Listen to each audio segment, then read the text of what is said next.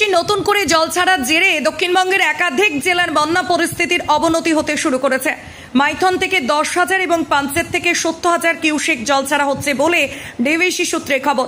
জেলা সফরে বেরিয়ে মুখ্যমন্ত্রী নানা জায়গায় গিয়ে বন্যা পরিস্থিতি পরিদর্শন করেছেন। 20 সেপ্টেম্বর রাজ্যের বন্যা পরিস্থিতির কথা জানিয়ে এবং ডিভিসির উপর ক্ষোভ উগরে দিয়ে মোদীকে একটি চিঠি লিখেছিলেন মমতা। কেন্দ্রীয় জলশক্তি মন্ত্রকের তরফে সেই চিঠির জবাব দেওয়া হয়েছিল। জলশক্তি মন্ত্রী শ্রী আর পাতিল দাবি করেছিলেন রাজ্যের সম্মতি নিয়ে ডিভিসি জল ছাড়ে মাইথন এবং পাঞ্চের জলাধার থেকে। সেই চিঠির জবাবে মোদীকে মমতা জানালেন কেন্দ্রের বক্তব্য সঠিক নয়, অনেক সময় রাজ্যের সম্মতি ছাড়া জল ছাড়া হয়। দাবি তার। ভাবছেন কেনাকাটা করতে কোথায় যাবেন? আরামবাগ গৌরহাটি মোড়ে নতুন রূপে উদ্বোধন হলো বাজার কলকাতার নতুন শাখা।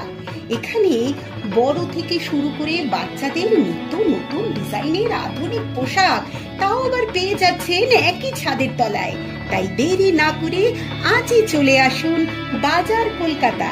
ঠিকই শুনেছেন, আরামবাগ গৌরহাটি মোড়ে নতুন রূপে সেজে উঠেছে বাজার কলকাতার নতুন শাখা।